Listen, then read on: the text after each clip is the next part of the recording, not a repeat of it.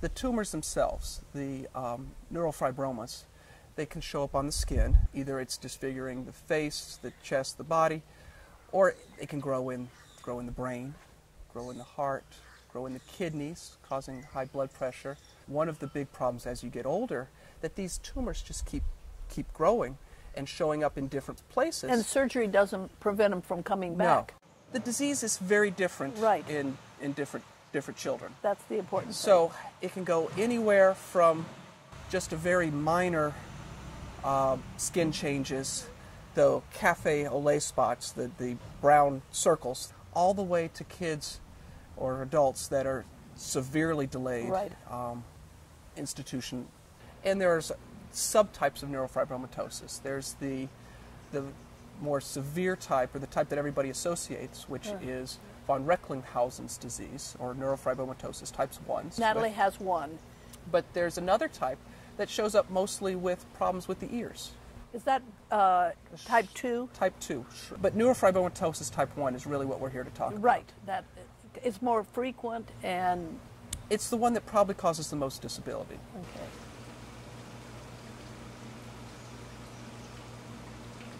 This disease is much more common than people think about. The research I was reading, it's probably about 1 in 4,000.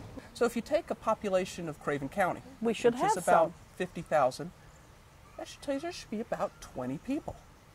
And our experience in the clinic is we probably have 5 or 6 kids. Really? Yes. Really? We're always looking for the skin changes in children. The neurofibromas themselves really don't show up until you're older. Statistically, the first neurofibromatomas will not show up until you go through puberty or later. So it's not uncommon, unless someone picks up that there are these skin changes, which don't show up on everybody, that we don't make the diagnosis until you're a teenager and beyond.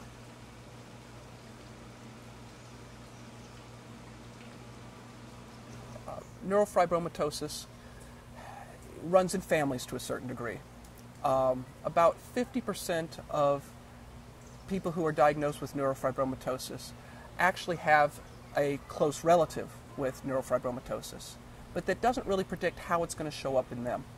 There's 2 genes that are mostly associated with this, and how much those particular genes are expressed really determines what your disease progression can be. When the egg changes and divides once, twice, 3 times, 4 times, 5 times, 6 times, this is an incredibly complicated process. Why it's a puzzle? Well, to a certain degree, but a lot of these genetic disorders, if you think how complicated the human body is and how many trillions of different things have to go right for somebody to come out just perfect, and how many times everything happens right versus when there is one small thing to go wrong, it's absolutely amazing. No, it's the good news, isn't it? It is. It is.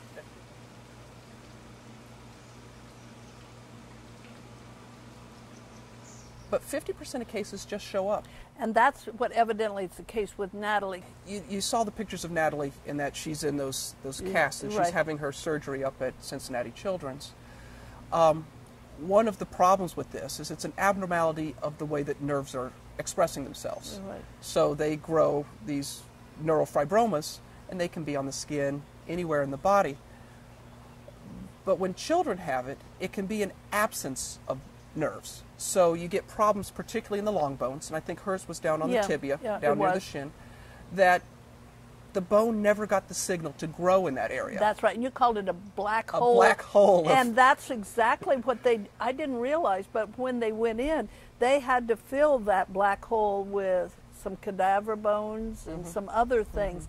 I thought of tumors as being growing out, but this one left a hole. Well, it's an abnormality of nerve growth. Okay. And you can have abnormalities of overgrowth, and you can have abnormalities of undergrowth, particularly in kids, when we're talking about how everything kind of got put together in the womb before you actually come out.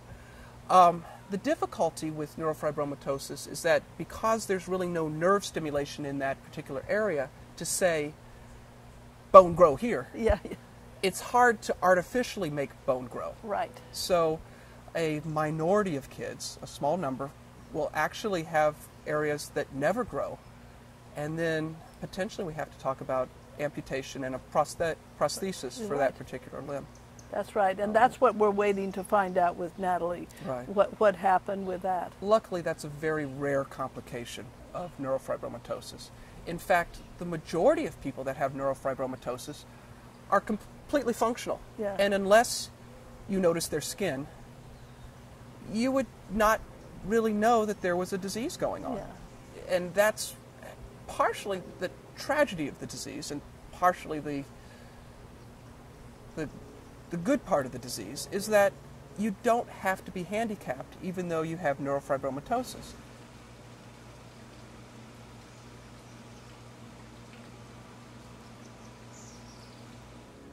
Really, the primary treatment for an individual is taking out the tumors when they grow in places that they really are going to cause problems. Right. And there is some research looking at using various types of what are really chemotherapy drugs to try and inhibit the growth of the tumors so that they don't get to that point. Although a lot of that research is still very early, and I think that's a lot of what we're trying to raise money for, right. is to find ways to help prevent the neurofibromas from actually progressing to the point where they cause a handicap. Only a few people really get to the point where this is a debilitating disease and they need extreme medical care. That's how it tends to run in families, because people are out and they're very functional, they're raising families. And this is something that luckily with now a gene identification, we're recognizing early so that we can do proper genetic counseling about what is your chances of this going to your children, which will really help let people make informed decisions about what's to happen with their children.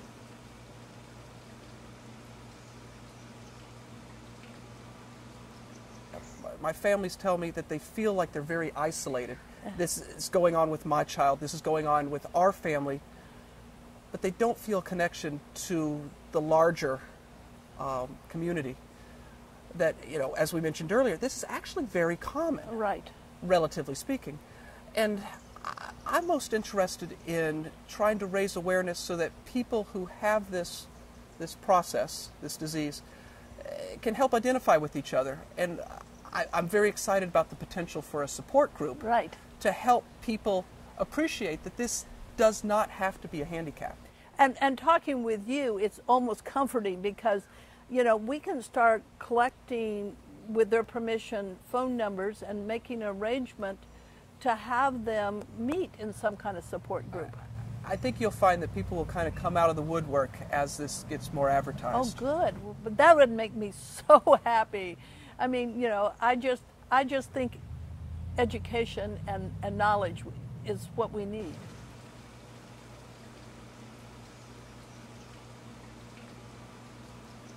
We're going to be giving out, everybody seems to have wristbands, but we call this event Newbern Cares to Cure.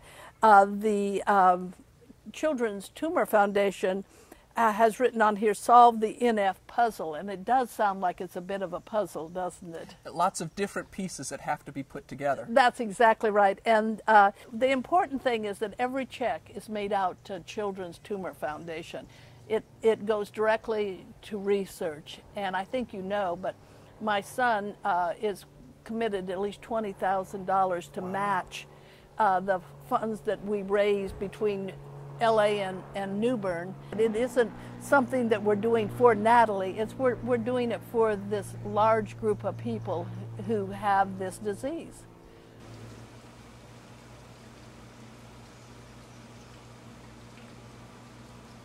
I'm sure after your fundraiser, we'll have lots of people coming in wanting to be screened for neurofibromatosis. Is that good or bad? I think it's good, because good. I really want people to be thinking proactively. Then you and I agree. But I hope I don't find any. Oh, I hope you don't find any either.